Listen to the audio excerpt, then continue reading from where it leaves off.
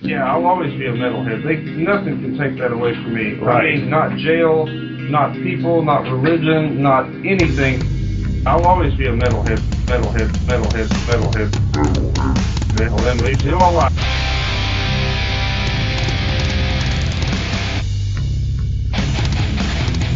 You're listening to the Great Metal Debate Podcast.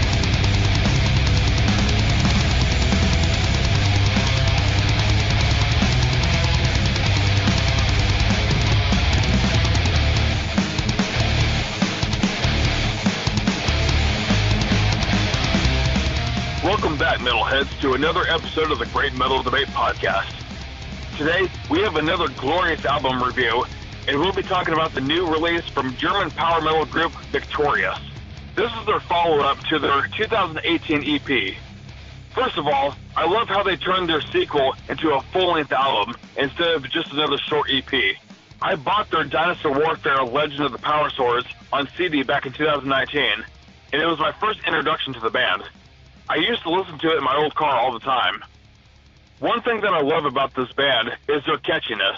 They are truly one of the best modern power metal acts alongside Gloryhammer and Twilight Force, who managed to keep cheesy lyrics, but not to the point of cringe. I have said it before and I'll say it again. Power metal is like nachos. The cheesier, the better. Another thing I enjoy about this band is that they don't take themselves too seriously. They just have fun with their talents. Between the absolutely stellar lead singer, David Bassin, and their lead guitarist, Dirk Scharsich, this band will keep you from skipping a single track on this record. To complement the rest of the band, the other guitarist, Florian Zack, has killer riffs that'll get stuck in your head.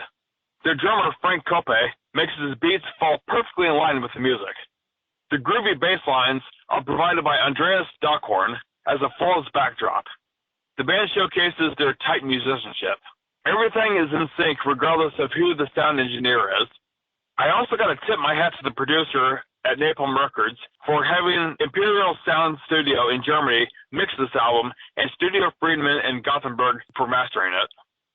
Without further ado, let's pick this album apart track by track. As expected with 99% of all metal albums, there is an intro track called Sorgus Invictus Lazarus. This intro includes the sounds of metallic blades clanging, laser guns, woolly mammoths, robotic hydraulics, and snarling dinosaurs, followed by a bombastic musical score. That pretty much sums up what you are in for when the first song begins. Dinos arise, stand up and fight is the first thing you hear in the song Victorious Dino Gods. If that immediately doesn't get you excited for the impending nerdgasm, you're probably not ready for this epic opening guitar solo. Those of you still with me, let us march on with this battle hymn of a soundtrack.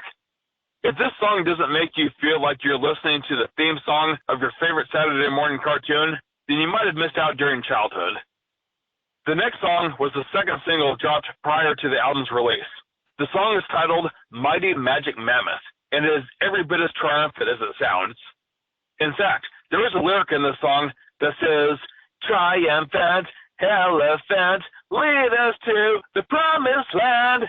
When I heard the song for the first time, I found myself singing along before the song was over due to its catchiness. Even the winding guitar riff will have a lasting mental stay in your brain for a few days.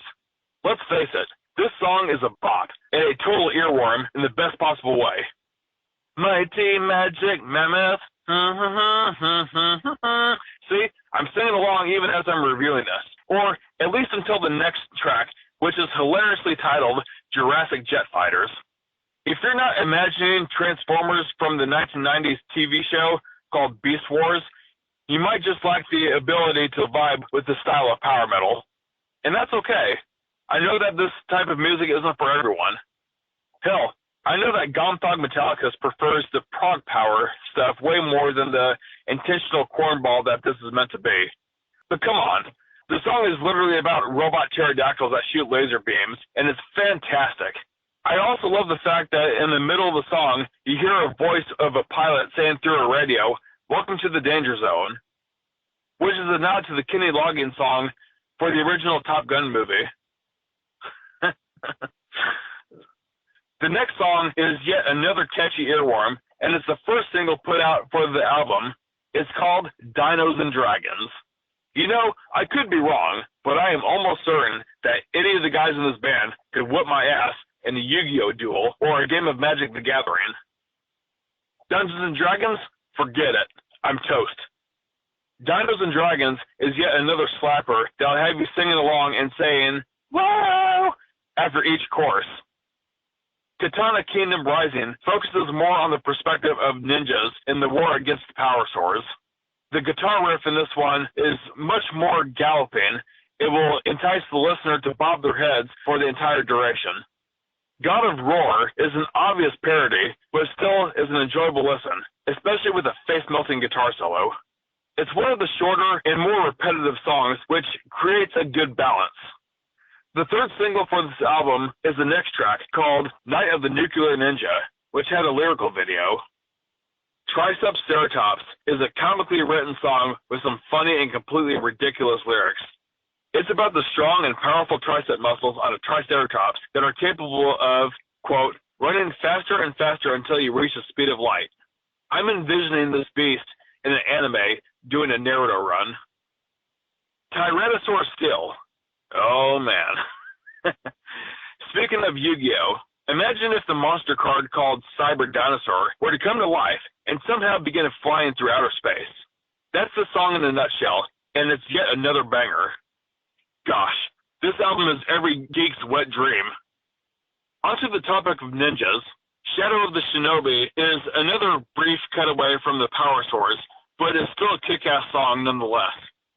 This glorious album concludes with the final track, titled Powerzord. It's the only song that seems to describe a humanoid robot that is colossal in size. It's so cool how every song has its catchy choruses. Sure, the previous full-length album, Space Ninjas from Hell, was good, but it had plenty of skippable tracks. For Dinosaur Warfare Part 2, the band really stepped up their game, both musically and lyrically. The band has also put in a ton of effort in their image, complete with their new costumes, for the stage presence and music videos.